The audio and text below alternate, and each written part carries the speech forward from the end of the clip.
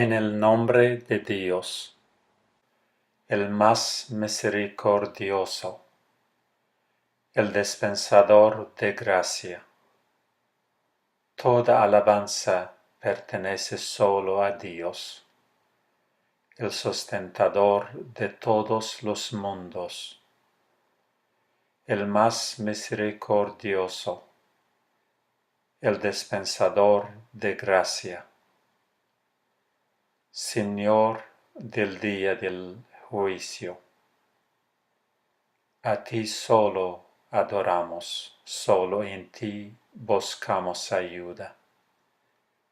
Guíanos por el camino recto, el camino de aquellos sobre los que has derramado tus bendiciones, no el de aquellos que han sido condenados, ni el de aquellos que andan extraviados, de Dios a Dios.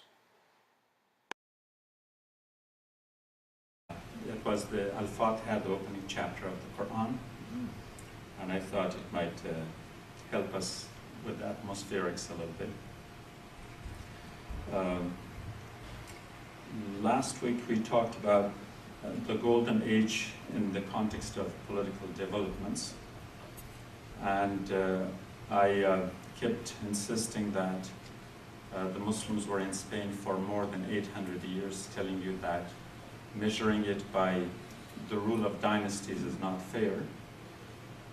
And I come to think of it, we probably didn't get to the last section, which was the aftermath. And the aftermath continues after 1492 until 1616. The Muslims had started a culture of coexistence, peaceful coexistence, which is often referred to as the convergence. And in response, the Christians started with what's called the Reconquista. And I think these two terms really define the essence of how the two cultures clashed. In the Reconquista, you have the military objective of conquering back, taking back by force. Whereas in convivencia, you have the vida, the living, existence, being together. And I don't think there is any greater clash of concepts than peace and war, and I think these two terms clearly define that. But this is kind of a quick review of what we've talked about. We talked about the expulsion of the Jews after the Creed of Granada, and as terrible as it sounded, for which I don't think I need any exaggeration. If anything, it would have been several folds more than what I say. But we have to think about it, that it came from a point where Spain championed the Jewish cause in the sense of having the first two Jewish prime ministers in Spain, not in Israel. But from that height of power, not at the expense of others, but with others, the prosperity that the Jews enjoyed, which attracted them from other parts of Europe, got to a point where they had to be expelled and deprived of every dime and nickel they had earned in terms of property. And the Treaty of Granada came at the end of a long military campaign where the Muslims in Granada and the Christians in the north had sort of tacitly agreed to some sort of a coexistence. But in 1481, the Christians started advancing. And the advancement, in my opinion, was due to a nodding from the Pope that it was time to get rid of them. And it has another twist also, which has to do with a man by the name of Christophe Colomb, or Columbus. The church was strictly opposed to Columbus's adventure. And the reason was that St. Augustine had said that basically that the earth was flat, and that if you venture too far off, you will fall off the edge. And Columbus was here to prove, in essence, to prove St. Augustine wrong. That no, you could travel around the earth and it will not fall off the edge. And this was the main opposition of the Catholic Church at the time for opposing Columbus's travels. But it got to a point where the Queen and the King, who were married with the full blessing of the Pope, and they couldn't displease him, had to reach sort of a compromise. And the compromise was that for the church in general will take its opposition away from the finances of Columbus, but that Isabella and Ferdinand would have to get rid of the Muslims. And the only way they could do was to attack Granada, to go against all the things that were going for both cultures. So the campaign started in 1481, and in the spring of 1491, it reached a higher pitch of intensity, which brought a seizure of Granada. And by the end of the year, towards November, Granada was ready to surrender. There was no alternative for them. And on November 25th, a treaty was signed with Boabdil and Isabella and Ferdinand, which simply outlined the following: that if the Muslims surrender Granada to the Christians would grant every right. The right of worship, the right of protection, security. For the Treaty of Granada, which is the basis of that sort of the end of the conflict, kind of resolved the problem. Well, a few years later, the Christians sort of start pressuring the Muslims to convert to Christianity. That wasn't part of the deal. There are 67 articles in the Treaty of Granada, and each one discloses very clearly all the religious freedoms that would be accorded to the Muslim population in Granada. Now, when these pressures increased and got sort of the nodding of the authorities too that it's okay, that's when the Muslims had it enough for about 8 or 9 years, and then the first rebellion began. In this rebellion, the Muslims were simply demanding their own freedom, civil rights and liberties, which may sound to you as sort of a 21st century thing, but no, these were clearly dispelled, including facts such as that there would be no harassment by Christians of entering the homes of the Muslims. So the rebellion began against the Christian rule in the city of Granada, and it spilled over to a region called Al-Bukhara, which is the mountainous region south of the Sierra Nevada. This rebellion was put down, obviously, and I think the most heinous part of it was when the women and children who had taken refuge in a mosque in Al-Bukhara, they blew the whole building right on top of them, and it obviously killed all the innocent who were not involved in the warfare. The status changed from being Grenadians, I don't know if that's an acceptable term, or just Muslim population, to a new term. They were called the Moriscos, which implied the new Christians.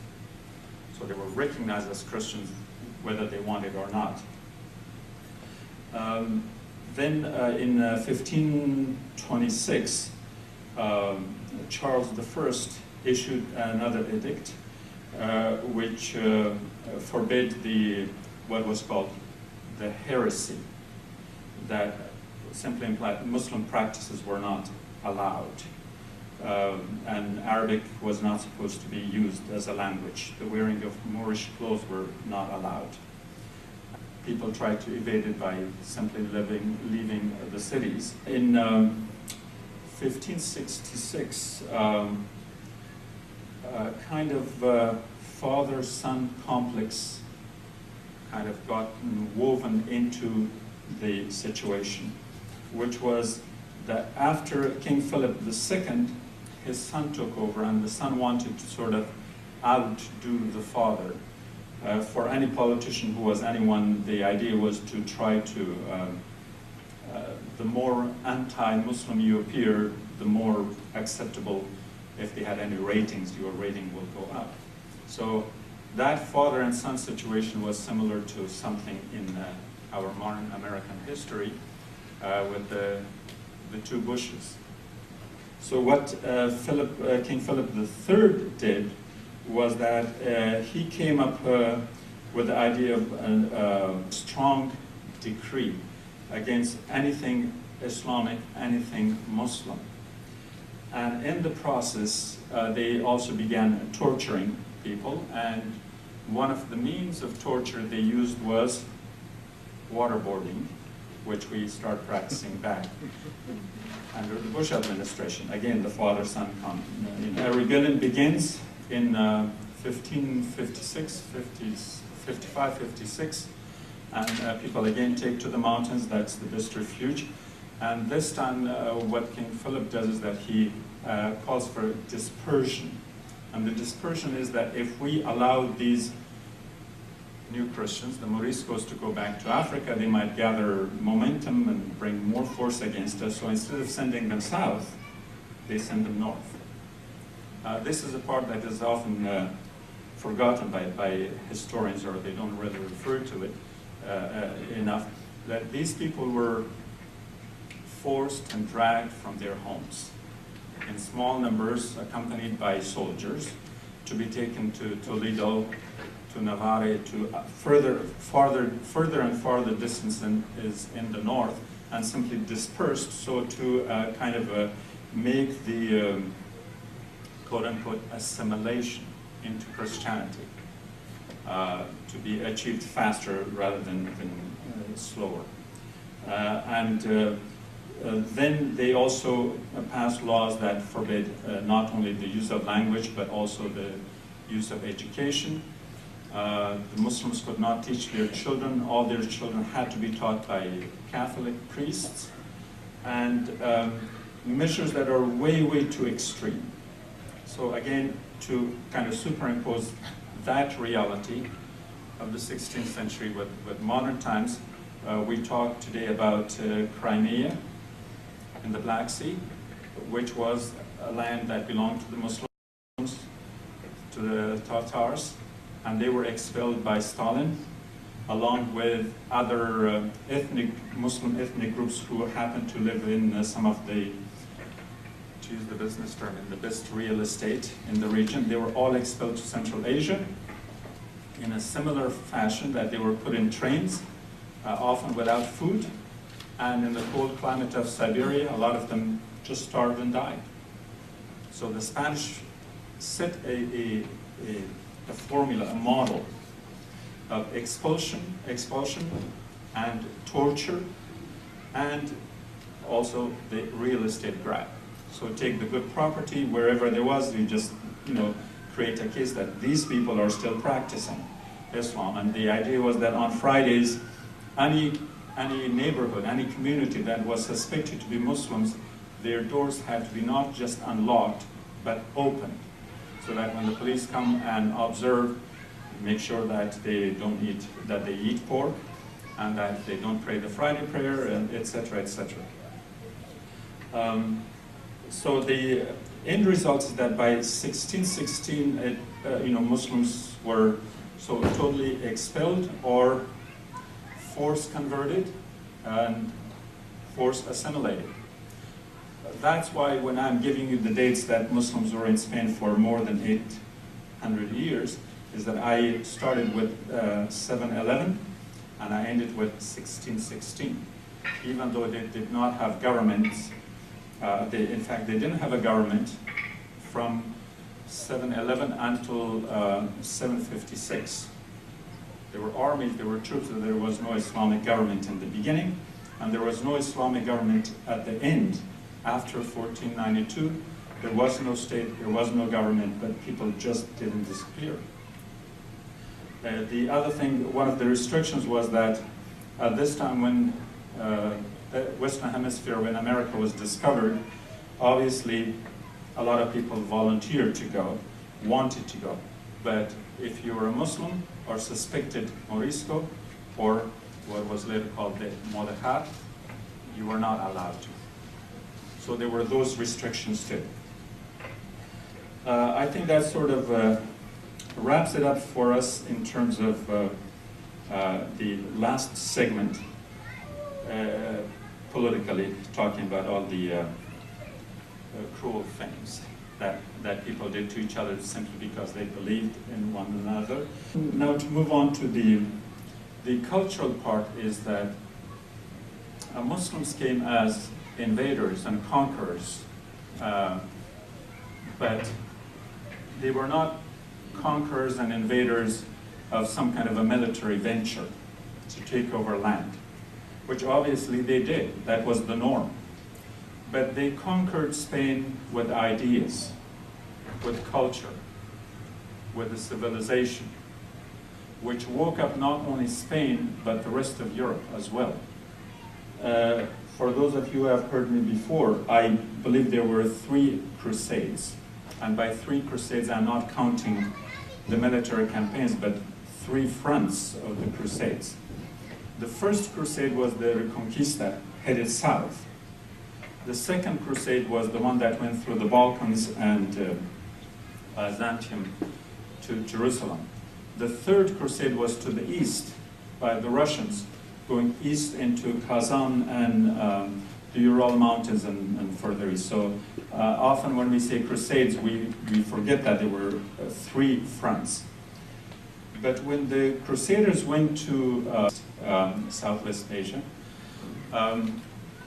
there was such a great cultural shock that they found this world to be literally out of their world.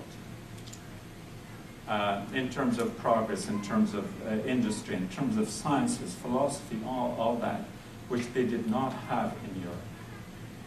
And so after whatever the military or religious objective was, they realized that they want those things. Just as the West, and America in particular, has become a magnet for people from around the world today, the magnet, the Mecca of that time, not in religious terms, was the Middle East, the Muslim lands. Because here, the Christian clergy who lived at that time in the Dark Ages were propagating against Islam, or were portraying an image that was so totally different. But when people went there as volunteers, soldiers, conscripts, whatever, they realized that the reality was very different. So they wanted that. But the irony is that the Muslims brought that culture right there, not just to the footsteps of Europe, but to the heart of the Iberian Peninsula. And what was their reaction? Rejecting it, not because of the virtues and the values and the great prosperity and the great lifestyle that it brought, but because it was the church still in that same modus operandi for several centuries, still thinking of Muslims as the infidels. And so we have to kick the infidels out. It doesn't matter what they bring to us. There's a whole lot to talk about this cultural of confluence between the Muslims and Christians, and I'm trying to fly over centuries in as many ways as I can to give you a brief description of it. But to use, for example, the thing that most of us may not be thinking of, music, for instance. Today we speak of Mozart and Beethoven correctly as when we talk about classical music, which is so advanced here in the West, but there's not much in a comparable setting in the East. But in those days, the Vienna and other centers of music were in Spain, in Granada. They were championed by Muslims. They had great musicians such as Zeryab, for instance, who was a genius and a very multifaceted individual. He was playing many instruments and probably created one or two also. I think 26 different musical instruments were introduced by Muslims to Iberia. But he was also training people in how to produce music through the human vocal cords, for which he had created a set of woods that were shaped in a special way that would be tied under a belt here, so that even persons who were not gifted with good voice could still sing in a nice way. There were evening concerts like the Lincoln Center concerts that are done at the head of the state level.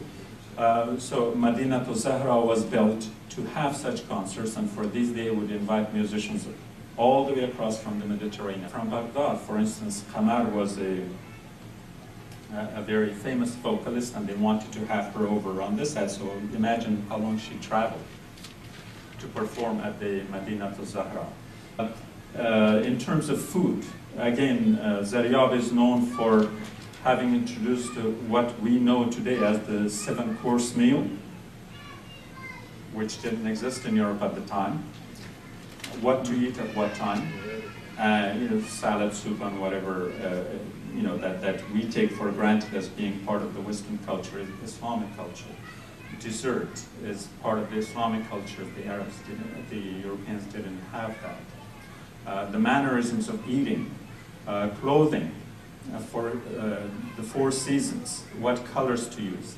He was so detailed, but because he had the ear of the Caliph, I mean, when he announced things or he suggested things, everyone did that. And so it was these things, white colors and dark colors and thick and, all that. The mannerism was more in establishing a culture. And that's why there was an overwhelming support, especially by the youth, for this novelty, for this new way of life. That what Europe offered in the north was building a castle-like city at the bend of a river. That everything was enclosed in there. And because there was not enough security for people, these castle walls had to be built very, very high for protection, but at the same time they were deprived of the sun, especially in the winter. So when it became October, November, everybody had to get into those fortified buildings and had to say goodbye to the sun, and there was no sun. And that's why when it comes spring, when they come for sunbathing, even today, on the beaches, the tradition had been set that far back. And of course, all the illnesses and sicknesses and all that was happening at the same time.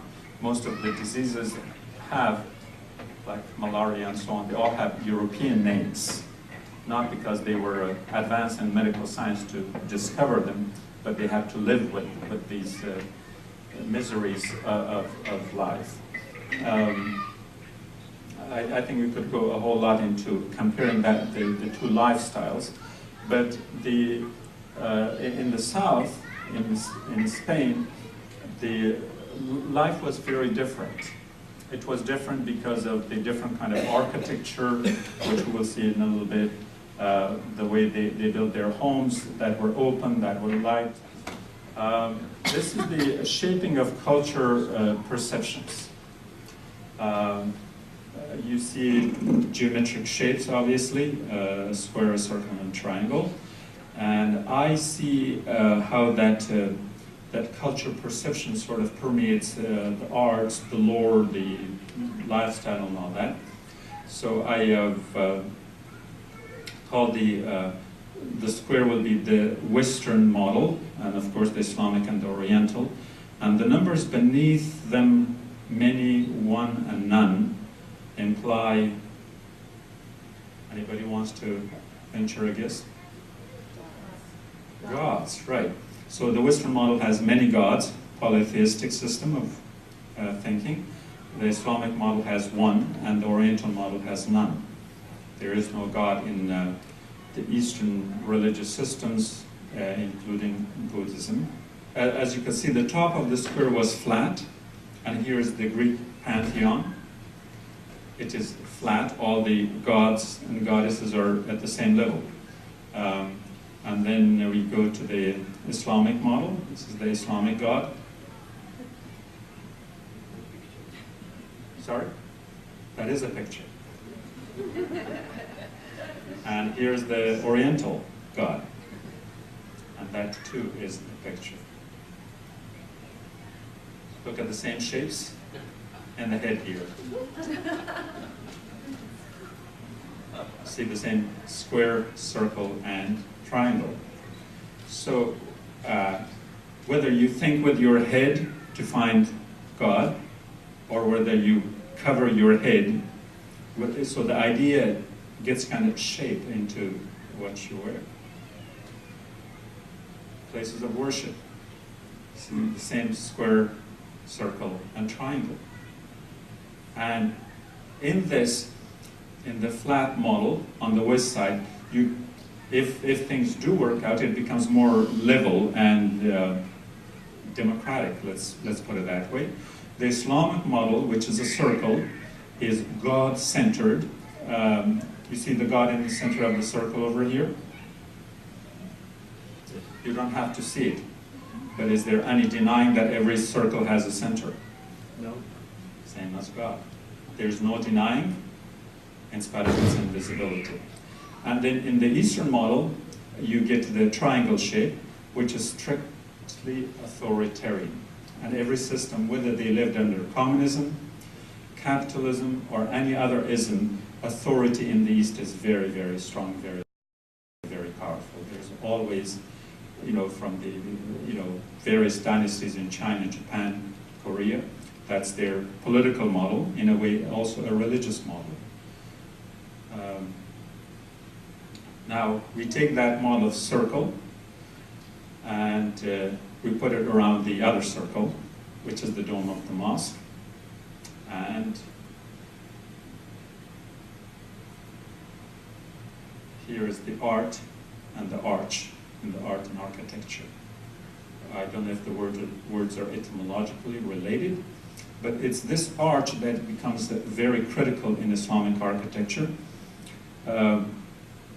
Again, I always look for the unthinkable, and I think this model of building arch might have been the result of a small insect called the termites. Because in that part of the world, you could not build buildings with flat roofs, putting the wood on top, because the termites would eat the wood and the whole thing would crumble. So they had to build the ceiling without the wood. And the only way you can build is to start building an arch. And then you crisscross the arches and you get a dome. And that's how, when you look at the major building models in North Africa, Southwest Asia, all of them have dome shape. And we are not talking about a great mosque, but even in small dwellings, the dome is the common one, the common shape of buildings. And here we bring that right here to the Great Mosque of Cordoba. And if you can define this building by any geometric shape, it has to be the arch. And these arches keep going on and on, like almost indefinitely. And the only way to experience the awe of this architecture is to be there. No picture will ever do it justice, but okay, here is another view with more light, and the colors come to life. And does anyone think of another pattern of these colors together? And the flag of Spain. Get the same colors. So subconsciously, no matter how much they hated, disliked Muslims, they just can't avoid it. At a deeper level in their mindset, that culture is permeating every walk of life in a Spanish mindset. These columns form rows that when you walk around on the floor, from every angle, there's an alignment. And then you move a few steps, there's another one. It's just not the 90 degrees. And this would become eventually the hallmark of Andalusian horseshoe arch. I look at the Islamic architecture, that every landmark, every land has its own landmark. The arches in India are different than the arches in Central Asia, than the arches in Spain, arches in Egypt, and so on. And each one, by just one look, you can see that whether a particular structure belongs here or there or not.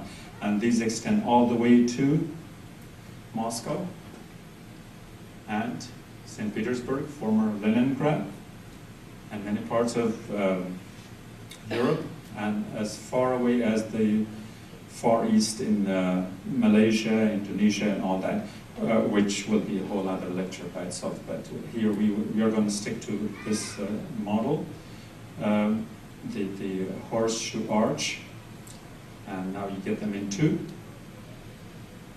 and you can get them in 3. But the form is all the same. Now also look at the columns. The emphasis was how can you make the structure stand on its own with the thinnest columns there is, so that it will create more openness in the space, more visibility.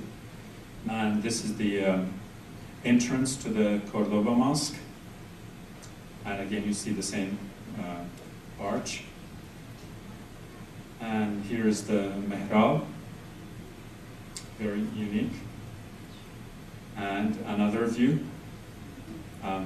Here we are moving to the lobed arches, a variation on the first theme, but we are still in the same mosque. And here's the dome. Again, as you can see in the ceiling there, we have all the arches that are kind of interwoven, which makes it not only aesthetically very pleasing, but architecturally they are kind of supporting and holding one another together, because the weight is balanced and spread out. And so it gives it the stability without steel reinforcement, without concrete, without all the things that we know here in the 20th and 21st century. None is used there. And as you can see, under an arch, there's another arch, and it keeps going. And the incorporation of the lobed arches here in the corner, and a closer up view of the copula at the top there. Okay, and this picture is a very terrible one, because they tried to capture that as much of the space possible. Like I was telling you, that we start at the top, which will be way over here, and then there is an arch under another arch, and they're woven all the way down. So in other words, again, it creates the aesthetic, beautiful appearance, but also the support and stability of the building. This shows a floor plan. The idea was that every caliph that came to power had to leave its mark in some kind of an architectural creation. Sure, they built mosques here and there, but there was nothing like Cordoba. So we are starting with Cordoba 1 here, which is from the period of Abdurrahman I. Then later Abdurrahman II comes and he adds this section over here. Now you can see why all those columns, kind of never-ending columns. And then we have Al-Hakam II who adds the third section over here. And then Al-Mansur comes and he adds the fourth section over here. So this keeps expanding. So as you can see here, the columns will be running all across here, this very section. Now, what do we have here at the top? Now it became a church, a cathedral, which is superimposed on the mosque, and they've used the same principles to use the arch to distribute the weight of the church ceiling to spread it out and still preserve the mosque underneath.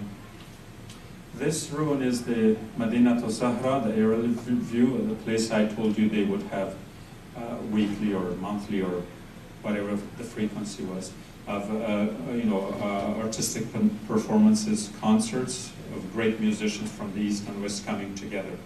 And when you think about how often music is defined and described or perceived as quote-unquote un-Islamic by this and that government today, it's exactly the attitude of the Christians in their dark ages, and how Muslims were advanced.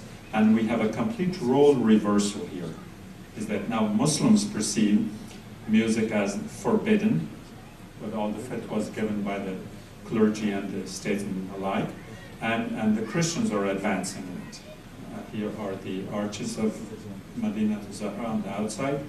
Spain is the most visited touristic spot in all of Europe. The largest number of Europeans who go to a place in Europe, they go to Spain.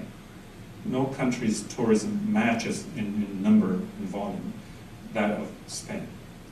And we have to think about it that a lot of the mosques and the monuments were destroyed, just sort of to kind of erase the Muslim identity in the cultural sense, but there are many that they probably couldn't, and when you look at it now, how much income they're getting, they're probably repenting it, but that's a different story. And here's another side of the Madinat-al. So this is a sort of the encapsulation of the horseshoe arch. Now we are moving to a different structure, and what do you see here at the top? Remember the square, circle, triangle model? So now we are moving to the square. So yeah, a kind of a blending of the two models. This would be the Alhambra, which is Al-Qala Al-Hamra. The Arabic has been Latinized. And this was a huge complex which is not just a palace. It has, mosques and residential areas, etc. And this is a night view. Okay. Now we are talking about something that was built more than 500 years ago. And when you compare this to the ruins of other societies, of other cultures, these are all still functioning, still working. Livable, so to say, although they're used primarily for tourism. Now this will be the inside of the Alhambra, the famous Court of the Lions. And the hallmark of Alhambra is the thinnest columns. And again, these columns have been standing there for more than 500 years. Think about it that way. Still standing, and the honeycomb addition that once the building was built and they kept adding and making it more beautiful. When you compare European architecture in general, you think of the Greek columns. They are huge, they're strong, but looking for beauty in them is kind of difficult. Yeah, I'm sure there is. But also, when you look at European churches, especially before the Gothic era, those churches, again, they have huge slabs of stones, but they are dark, and they don't have that openness, that inviting space that the architecture in Spain had. Let's look at a few more of Alhambra here. Probably on a cloudy day. And here's another one.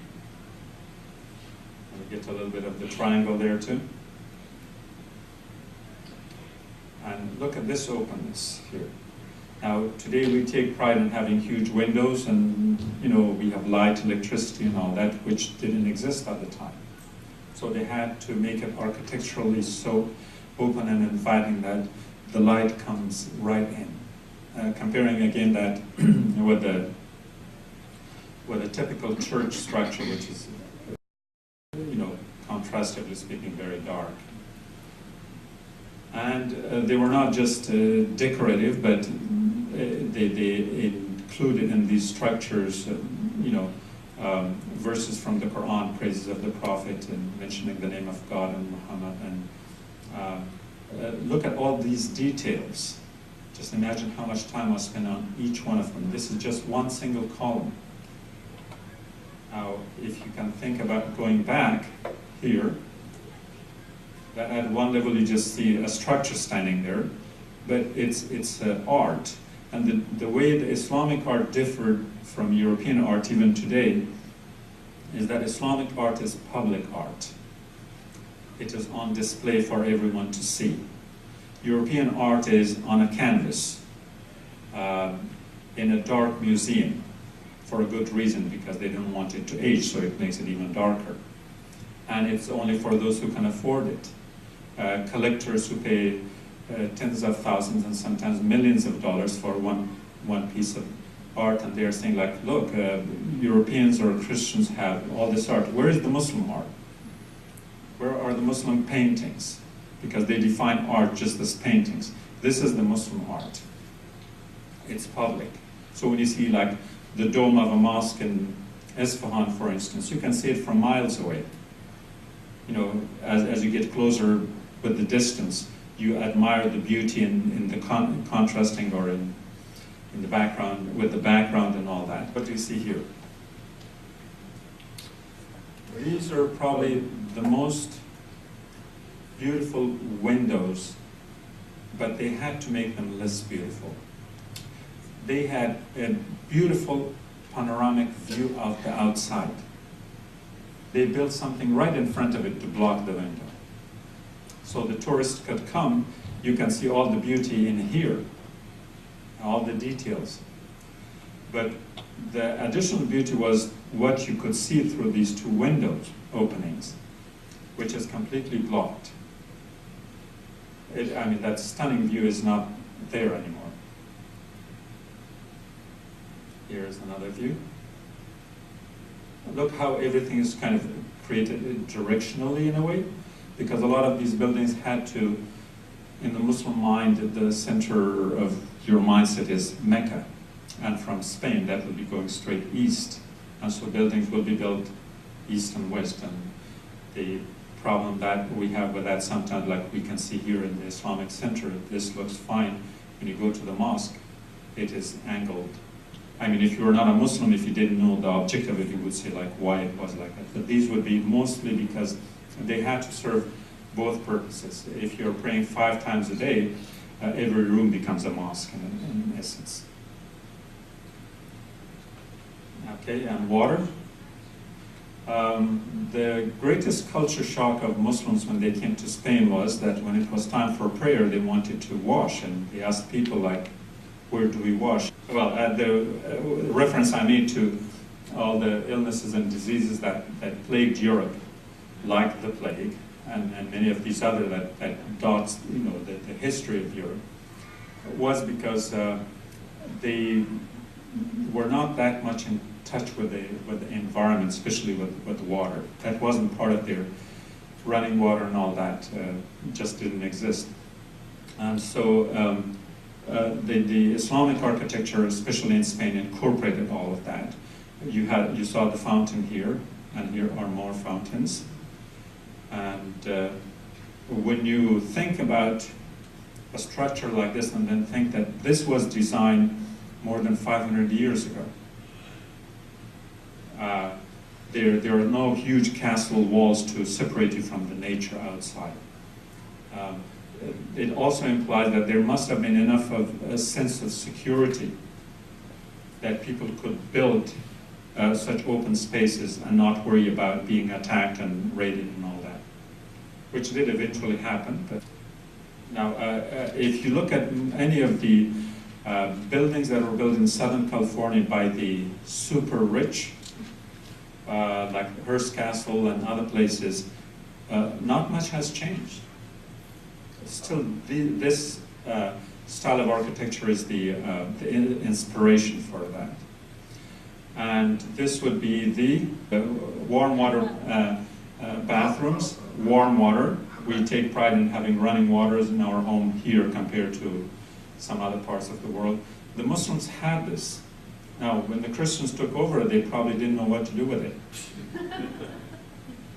And I'm speaking in terms of lifestyle and the necessity of, making wudu 5 times a day and all that. Here is the Palace of the Martyrs.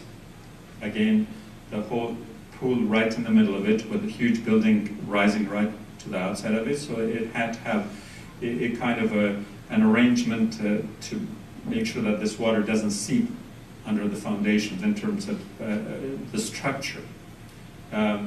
I think I also forgot to mention that the fountain in the Court of Lions did not have a pump, and that it was a fountain.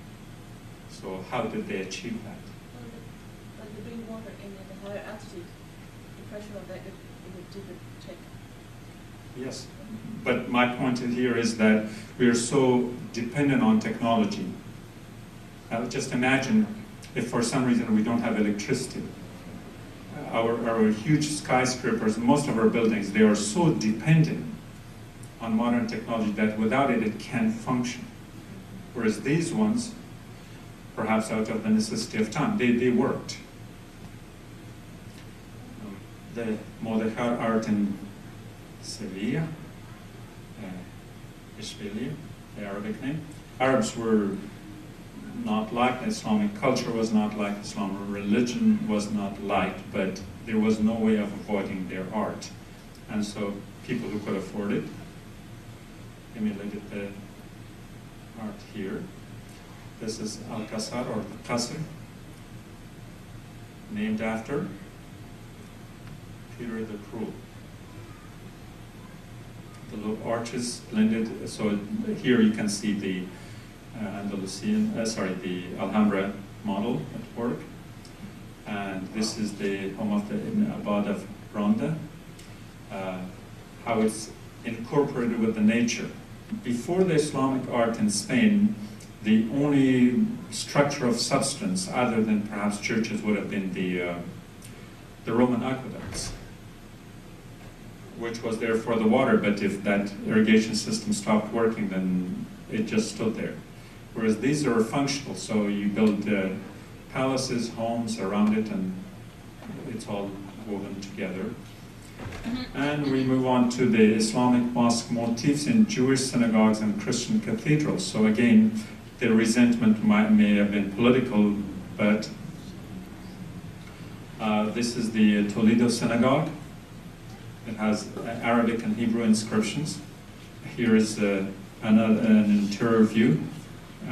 This is the same synagogue which has been turned into Convent of Santa Maria la Blanca. And if you can see here at the top in the back, that's a cross. And this would have been a synagogue. And here are the columns. Again, very similar.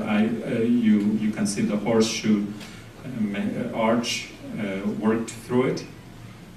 So it's obviously modeled after Alhambra, but you can also see that it's kind of dark compared. It doesn't have that openness, even though it's the same model.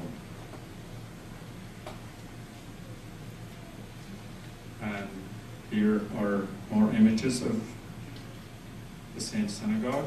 This is one of the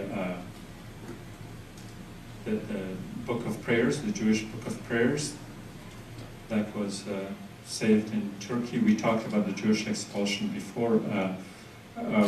It's important to note that a lot of times I can safely say that irresponsible journalism, but it's a common thing in the media when they talk about the Muslims and Jews, that they had been fighting each other for thousands of years. Nothing like it.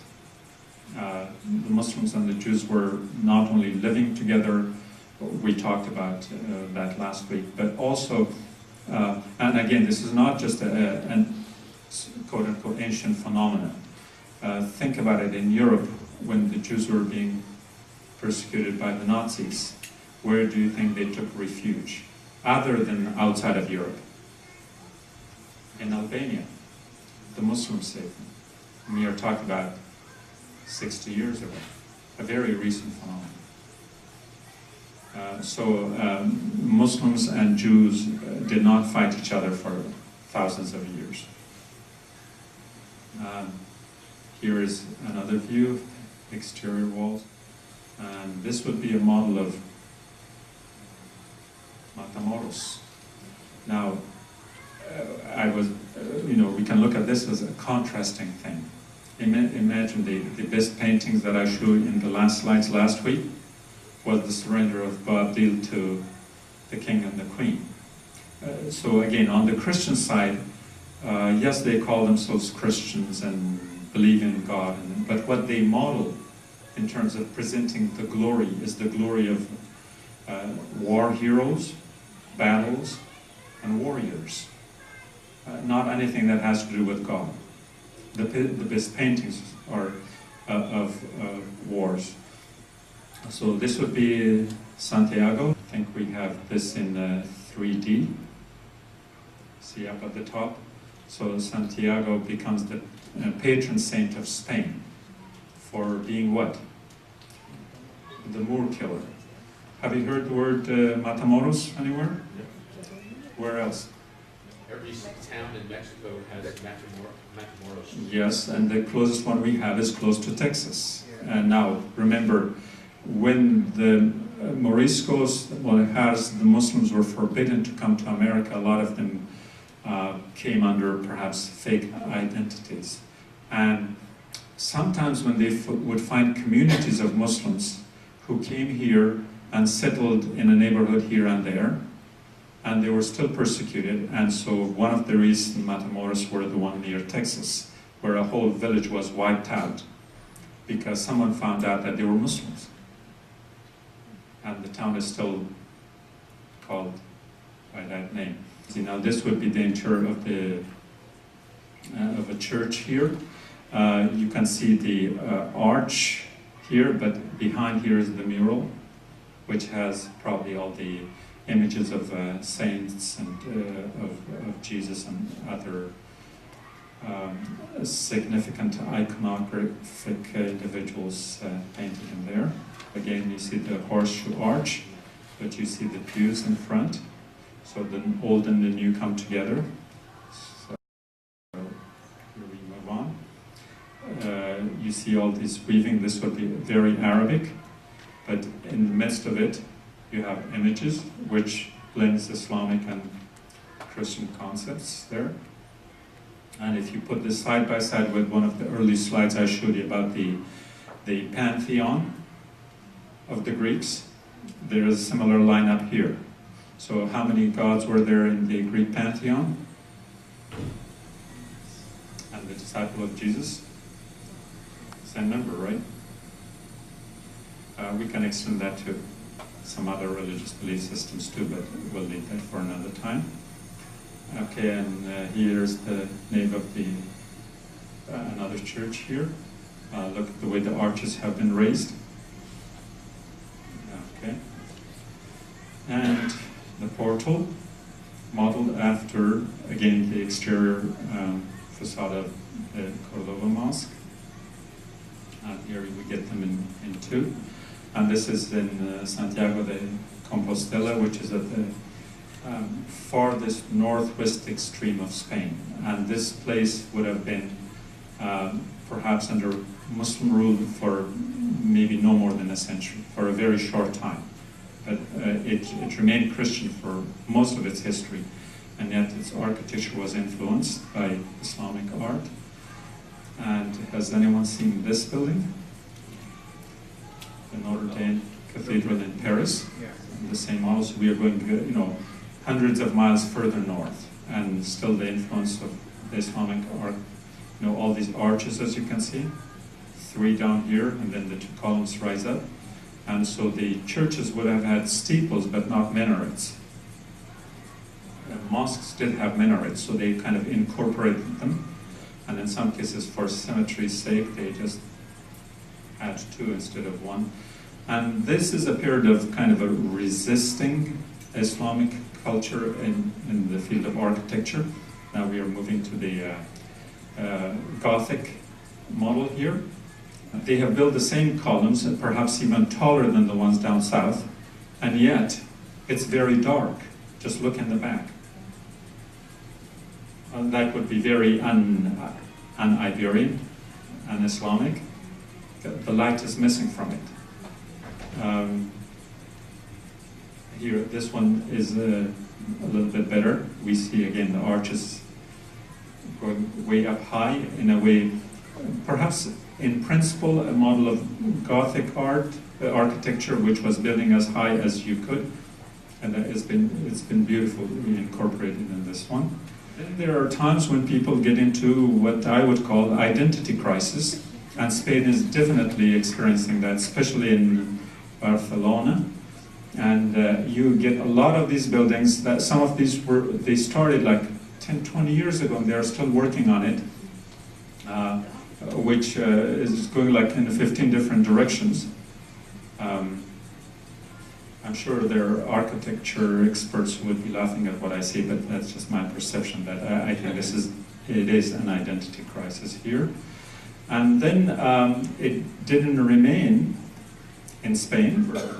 Muslims were not allowed to go to the New World, because that was the main concern of the Queen, to make sure that they defeat the Muslims before they allow Columbus to come to America, because they didn't want Islam to come to America. And so the artists were also forbidden. This is in Mexico, Tlaxcala, and this is in Granada, same model. This is again in Spain. This is in Mexico. Now these would have been non-Muslim artists who tried, because again that was the ideal, is to have the Islamic model, but they didn't have to call them that. But in some cases they have done a good job. In other cases, like here, I think anyone can see that they are kind of sort of clumsily put together. These 2 arches, they don't blend that well. And here is another. And this would be another model. Again, look at I want you to look at the 3 arches down at the bottom, and then the 2 minaret-shaped towers on the right. And does anyone see this one? Yeah, Royce Hall, UCLA. Same thing. You get the same 3 arches here and the same towers. That's the whole model. And now we come to a full circle. Now, has anyone seen these ones? That's USC. And let's move on to the next one. Okay, now watch. Same thing. and look at the tower at USC. The tower looks exactly like the one for the mosques, not only in Spain, but all the way down in Morocco. They would have. And these were used as observatories at the time. They didn't have place for ringing a bell and anything, which probably the Christians installed in them afterward. Tout ça change, tout c'est la même chose.